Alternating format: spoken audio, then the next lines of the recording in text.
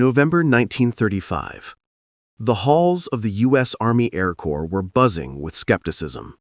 Reports of German and Italian advancements in aviation had begun filtering across the Atlantic, and the looming specter of war in Europe had forced American military planners to confront a hard truth. The United States had no long-range heavy bomber capable of striking deep into enemy territory.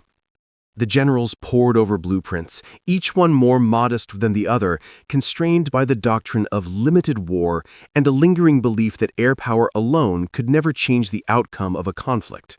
But in the laboratories of Boeing, engineers were sketching something radically different. A plane designed not just to fly, but to dominate, to survive, and to deliver destruction with a precision previously considered impossible.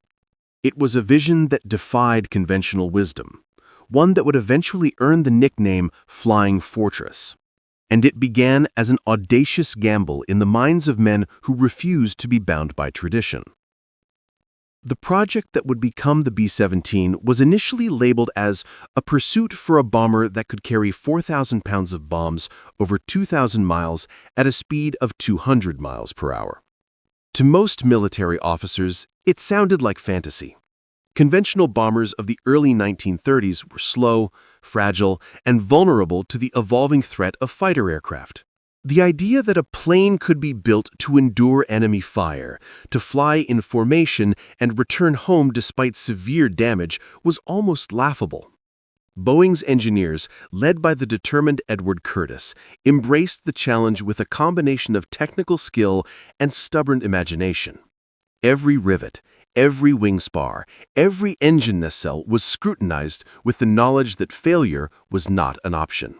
They studied aerodynamics, metallurgy, and engine reliability with obsessive precision. But engineering alone would not be enough. The plane had to prove itself in a world that was already preparing for conflict, where German Luftwaffe pilots were pushing aircraft performance to unimaginable heights, and the British were quietly experimenting with radar and night interception.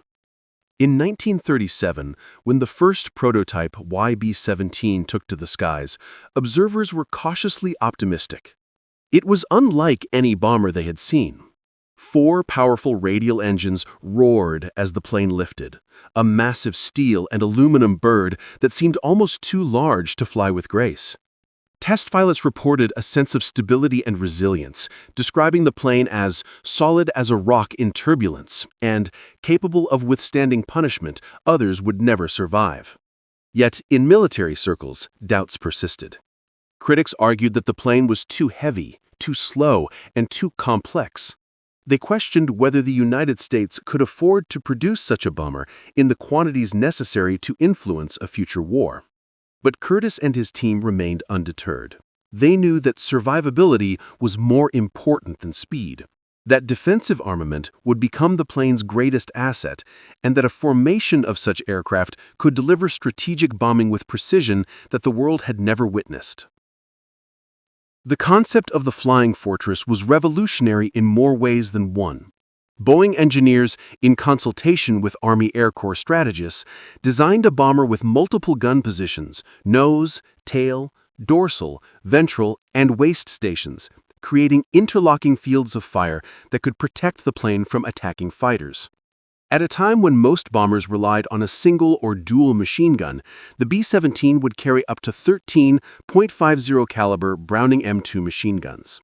The design assumed that the bomber could defend itself, that formations of these planes flying in tight combat boxes could repel swarms of Luftwaffe interceptors. German intelligence, monitoring U.S. aviation reports, dismissed these claims as exaggerated. They believed that no heavy bomber could endure concentrated fighter attacks without significant losses. Yet behind the scenes, American engineers tested every gun mount, practiced firing solutions, and trained crews to operate in synchronization, forging a combat doctrine that relied on coordination, not sheer speed. By 1939, with the war erupting in Europe and German forces blitzing through Poland, the urgency of the program intensified. The Army Air Corps ordered the first production B-17s, designated B-17B. and Boeing's factory in Seattle worked tirelessly to meet specifications. Each plane was a marvel of engineering for its time. Self-sealing fuel tanks to reduce fire risk, redundant flight controls to maintain maneuverability after damage, and armor plating to protect critical components. The planes were equipped with the latest avionics and could operate at altitudes above most enemy fighters, a crucial advantage that would later prove decisive. The pilots and crews assigned to the B-17s underwent rigorous training, learning not only how to navigate and bomb targets accurately, but how to operate as a single, cohesive unit in formation. These crews would become the first generation of Flying Fortress operators, men whose courage would be tested in the skies over Europe and North Africa. Even before the United States entered the war, the Flying Fortress began attracting attention overseas. British military advisors visited Boeing factories, scrutinizing the aircraft with a mixture of admiration and envy. They recognized immediately the potential of a long-range, heavily armed bomber to change the dynamics of strategic bombing. Germany, on the other hand, remained skeptical, convinced that American industry would never produce such aircraft in significant numbers, and that even if they did, the planes would crumble under combat conditions. This miscalculation would prove catastrophic. German pilots flying Messerschmitt Bf-10-9s and Focke-Wulf FW-190Os underestimated the resilience of the B-17 and overestimated their ability to shoot down these massive bombers with precision. The first encounters in early 1942 over-occupied Europe would begin to shatter their assumptions. The story of the Flying Fortress is not only one of metal and engines, but of human endurance. Crews had to endure freezing temperatures at altitudes exceeding 25,000 feet, where oxygen levels were dangerously low and wind chill could freeze exposed skin in minutes. Bombing missions lasted 10, 12, even 14 hours, during which airmen were exposed to anti-aircraft flak and relentless fighter attacks. Early missions saw devastating losses. Entire formations were shredded, and inexperienced crews often struggled with navigation, formation flying, and gunnery. Yet each mission revealed critical lessons, and the B-17's durability became legendary. Planes returned home riddled with hundreds of bullet holes, with engines failing and tail sections shattered, yet still brought their crews back alive. The resilience of these machines, combined with the bravery and discipline of their crews, would cement the B-17's reputation as the aircraft Hitler could not catch, could not be destroyed, and would carry the hopes of a nation through the skies of war. Back in 1935, the B-17 stands on the precipice of history. Its design, production, and early deployment represent the convergence of human ambition, engineering genius, and wartime necessity. The Flying Fortress is more than a plane.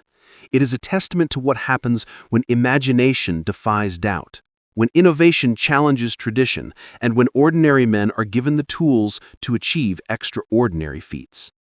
Over the next parts, the story will follow the B-17 into combat, exploring the missions that tested it, the crews who risked everything, and the enemy forces that discovered too late that the plane they once mocked could not be caught, could not be destroyed, and would carry the hopes of a nation through the skies of war. Early 1942. Europe was burning. German forces had swept through France, Poland, and the Low Countries with frightening efficiency. Cities were occupied, factories repurposed for the war effort, and the Luftwaffe controlled the skies with a dominance that seemed unassailable. The United States had just entered the war after the attack on Pearl Harbor, and the challenge before the Army Air Forces was monumental: how to project power across the Atlantic and strike deep into enemy territory, disrupting production, supply lines, and morale. The B-17 Flying Fortress, long a subject of debate and skepticism, was about to face its first true test. The first units of the 91st Bomb Group, based in England, prepared for their initial missions in the spring of 1942.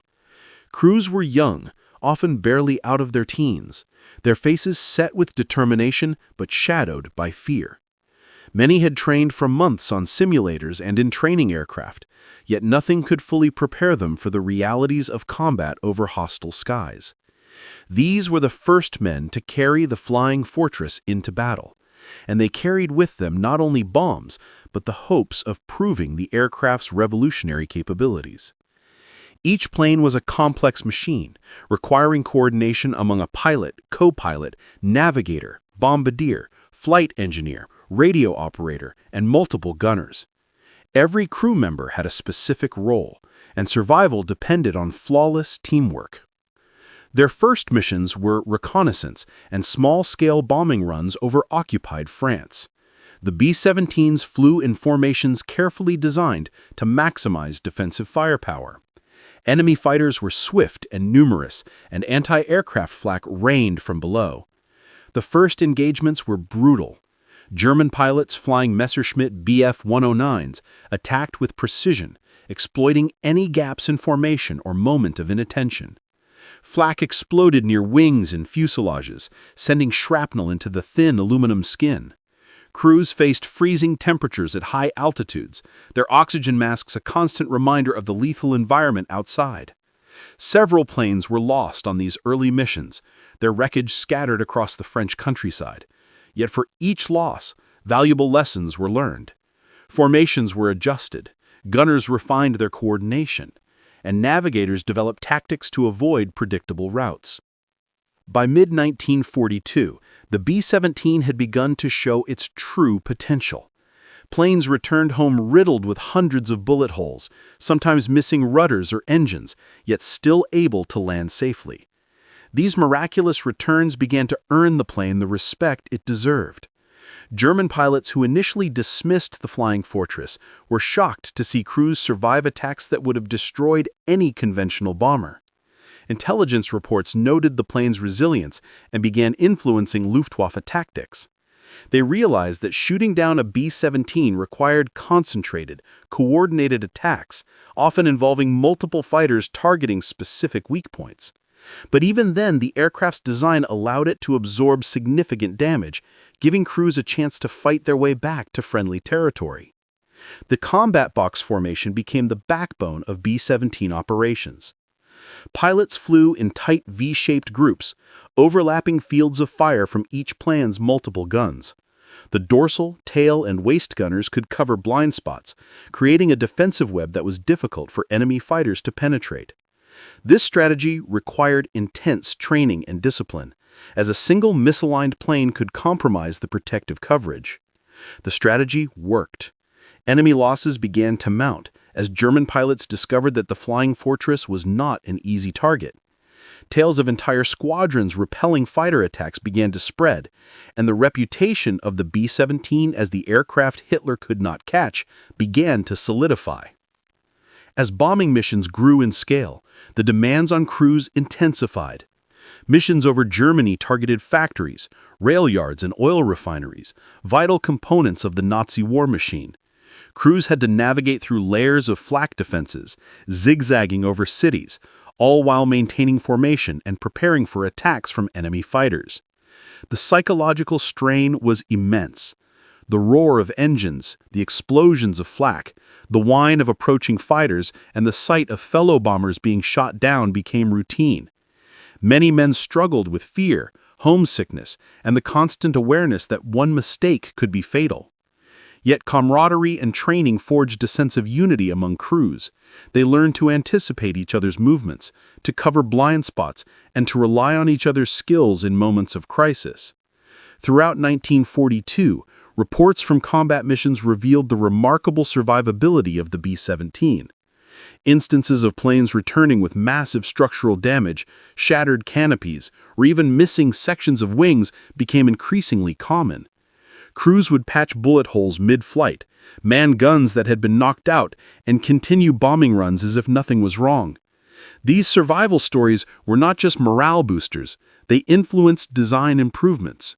Engineers at Boeing and the Army Air Forces studied returned aircraft, reinforcing weak points, adjusting armor, and refining gun placements. Every mission provided data that would make subsequent planes even more formidable. The B-17 also had an impact beyond the battlefield. The stories of survival and heroism resonated back home, becoming symbols of American resilience and ingenuity. Newspapers printed accounts of planes returning with crews unharmed despite heavy damage. Families followed the exploits of local airmen, and the B-17 became a cultural icon. Its presence in the skies represented not only technological achievement, but the determination of a nation mobilized for war. For the first time, Americans could see the tangible results of industrial power, combined with courage and strategy, being applied thousands of miles from home. Meanwhile, the Germans struggled to counter the B-17. Fighter tactics had to evolve, as simple frontal or side attacks often proved ineffective. Pilots were trained to focus on engine nacelles or tail sections, yet the resilience of the plane continued to frustrate their efforts. Even when multiple fighters concentrated fire, many B-17s managed to limp back to base. The Luftwaffe began using coordinated waves of fighters, sometimes accompanied by heavy flak, but the plane's armor, redundancy, and crew coordination often mitigated losses. German reports began acknowledging a hard truth: the B-17 was changing the air war in ways that could not be ignored. By late 1942, the B-17 had entered the collective consciousness of both the Allies and the Axis. Pilots spoke of the flying fortress with reverence, referring to it as almost indestructible. Enemy pilots began to anticipate heavy casualties when engaging formations, leading to hesitation and errors in judgment. The aircraft had not only survived, but was beginning to dominate. Its combination of firepower, durability, and strategic range allowed the Allies to plan deeper and more complex missions, striking targets previously considered unreachable. The plane that Hitler's generals had dismissed was proving that American innovation, combined with the bravery of its crews, could defy expectations and reshape the course of the war. Early 1943. The skies over Europe had become a deadly chessboard. The Luftwaffe, battle-hardened and experienced, had adapted to the presence of American bombers. Radar-guided flak batteries rained shrapnel over industrial regions, and German fighters, more numerous and coordinated than ever, patrolled the corridors through which the B-17 formations would fly. Yet, for all their preparation, the Luftwaffe faced a formidable challenge: the Flying Fortress, a plane that combined resilience, firepower, and range in a way that had no precedent. The first strategic bombing missions into Germany were fraught with peril. The targets were vital factories, oil refineries, and rail yards, nodes upon which the German war machine depended. Crews of the 8th Air Force, operating out of England, would navigate long stretches of hostile airspace, often flying 10 hours or more over enemy territory. The cold at altitudes of 25,000 feet was bone-chilling. Oxygen masks, gloves, and heavy flight jackets were mandatory, yet frostbite and hypothermia were common. Every mission demanded precision, discipline, and an almost fanatical attention to formation integrity. The combat box formation had evolved into an essential tactic. Pilots flew in tight, V-shaped formations, overlapping fields of fire, creating a deadly lattice that could deter or destroy incoming fighters. Waist gunners, tail gunners, and top turret operators worked in perfect synchrony, covering each other's blind spots. Crews learned to anticipate enemy maneuvers, to adjust spacing and angles mid-flight, and to coordinate defensive fire with adjacent planes. The Flying Fortress became, in essence, a flying citadel, a fortress in the air, earning its legendary nickname. Despite their strength, early raids were costly. The industrial areas of Bremen, Hamburg, and the Ruhr Valley were heavily defended, and B-17s often encountered concentrated flak and waves of German fighters. Missions such as the Schweinfurt-Regensburg raid of August 17, 1943, became infamous for the extreme losses sustained. Over 300 B-17s were dispatched, and nearly 60 were lost in a single day, hundreds more damaged. The bravery of the crews, however, was undeniable. Despite intense anti-aircraft fire and fighter attacks, many planes completed their missions, delivering bombs with near-surgical accuracy. Survivors returned home battered, often with hundreds of bullet holes, engines missing, and gunners wounded, yet the formation integrity remained. Each loss and each survival shaped future strategy. The Army Air Forces learned that unescorted daylight bombing, while demonstrating the B-17's capabilities, exposed crews to unacceptable risk. Tactics evolved, bomber formations became larger, fighter escorts were introduced, and timing was coordinated to minimize exposure. P-47 Thunderbolts and later P-51 Mustangs began accompanying B-17s deep into Germany, neutralizing the Luftwaffe's threat and allowing the flying fortresses to operate more effectively. The combination of bomber durability and fighter protection became a decisive factor in the air war. Individual stories of heroism began to define the reputation of the Flying Fortress. Crews flew missions where planes were hit multiple times, yet they pressed on. One B-17 returned with 3 engines out, the tail nearly severed and gunners incapacitated, yet the pilot managed a successful landing, saving most of the crew. Another bomber, riddled with flak, lost a wing panel and had to jettison its bombs prematurely, yet limped back to base, proving that the B-17 could survive catastrophic damage. These stories circulated rapidly, becoming part of the lore that would make the Flying Fortress synonymous with resilience and courage. The psychological impact of the B-17 on both sides of the conflict was significant. German pilots, once confident in their superiority, began to approach engagements with caution. Reports indicated a growing respect and even fear of the formations they faced. Intelligence assessments noted the high rate of survival among B-17 crews despite heavy enemy fire, leading to tactical changes but never a full counter to the bomber's effectiveness. On the Allied side, the courage displayed in these raids became a rallying point for the home front, symbolizing the combination of industrial might and human bravery. The strategic implications were profound. As the B-17 penetrated deeper into Germany, it forced the diversion of Luftwaffe resources, damaged production capabilities, and undermined civilian morale. Factories operated under constant threat, workers faced air raids, and cities adapted to the new reality of high-altitude bombings. The B-17s were no longer just aircraft. They were instruments of strategic pressure, shaping the enemy's capacity to wage war. Their presence compelled Germany to allocate resources defensively, stretching their forces and weakening their offensive potential on other fronts. The evolution of bombing techniques also demonstrated the interplay between technology and human skill.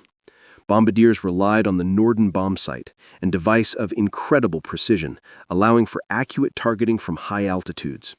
Navigators used dead reckoning, radio beacons, and celestial navigation to guide formations across hundreds of miles of hostile territory. Pilots maintained formation integrity under the stress of flak and enemy fighters, adjusting speed, altitude, and spacing in real time. Each mission was a complex ballet of human skill and mechanical performance, orchestrated against the ever-present threat of destruction. As 1943 progressed, the Flying Fortress solidified its reputation. Losses remained high, but the aircraft's ability to absorb damage, combined with improved tactics and the introduction of long-range escorts, reduced casualties and increased mission success rates. The B-17 was proving that it was not merely a bomber, but a symbol of American industrial power and ingenuity.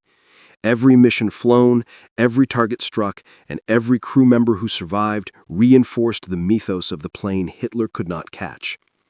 By the end of the year, the B-17 had become a linchpin in the Allied strategic bombing campaign. Its design, initially met with skepticism, had proven both resilient and lethal. Its crews, trained in the art of teamwork and survival under extreme conditions, had forged a new kind of air warrior. And while individual stories of bravery and skill were numerous, the collective impact of the B-17 campaign was undeniable. The Luftwaffe could not ignore the growing pressure, the destruction of critical infrastructure, and the loss of experienced pilots. The strategic balance in the skies was beginning to shift. In conclusion, the B-17 is more than a machine. It is a symbol of endurance, innovation, and the indomitable spirit of the men who flew it.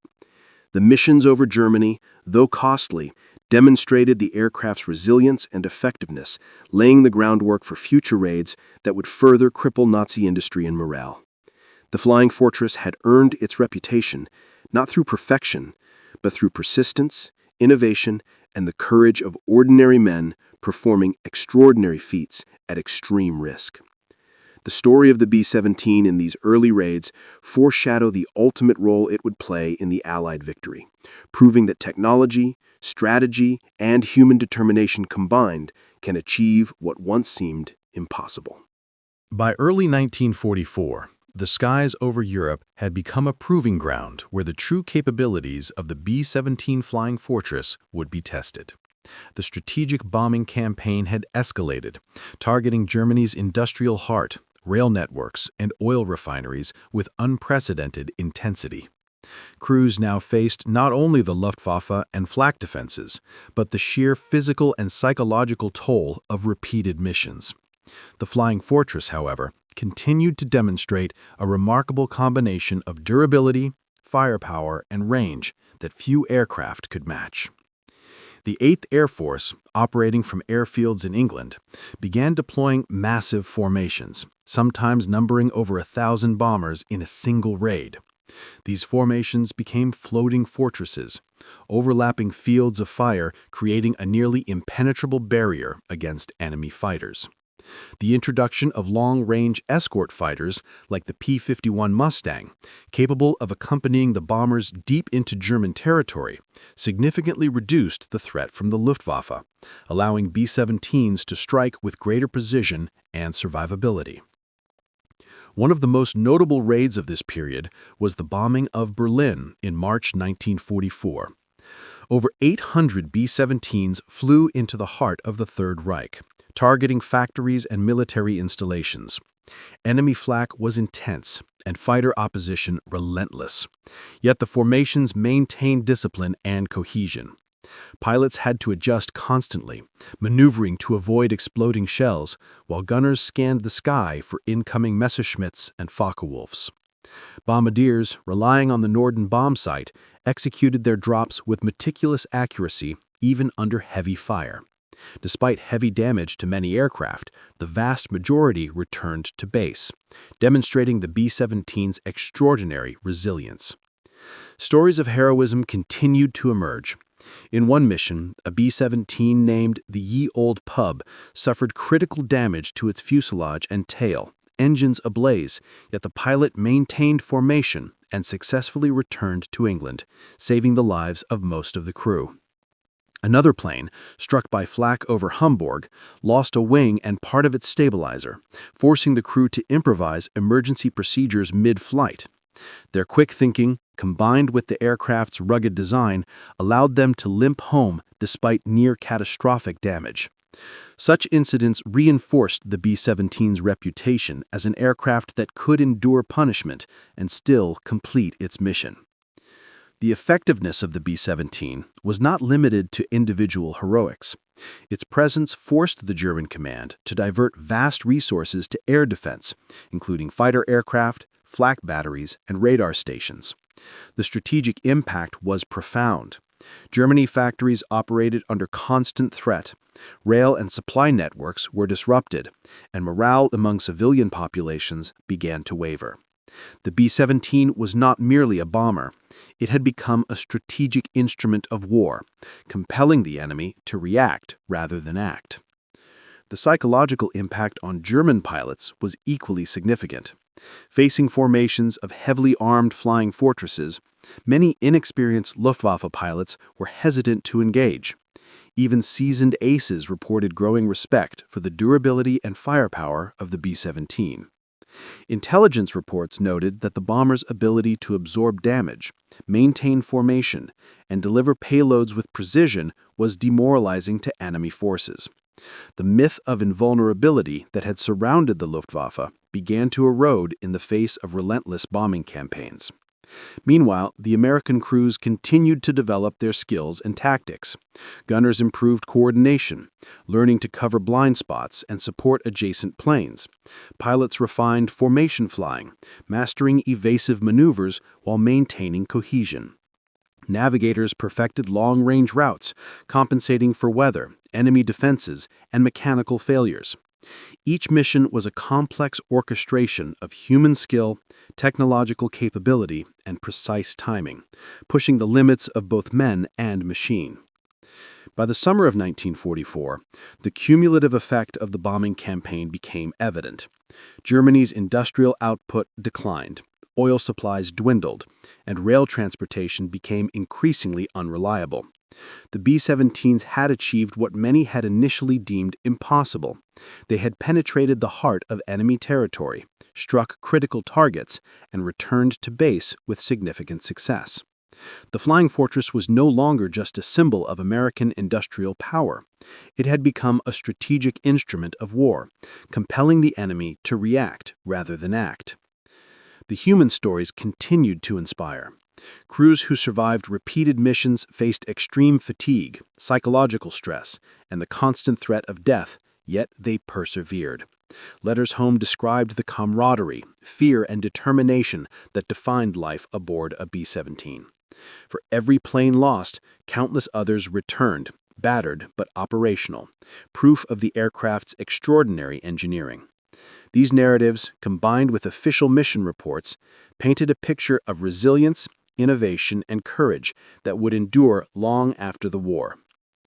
The legacy of the B-17 extended beyond its wartime achievements.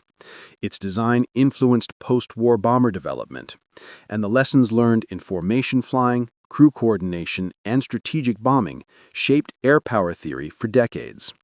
Museums around the world preserve surviving aircraft, serving as tangible reminders of the bravery and ingenuity that characterized the Flying Fortress program. Planes like the Memphis Belle became icons, celebrated for their historic missions and the crews who risked everything to complete them. The final missions of the B-17 in Europe demonstrated the culmination of its operational evolution.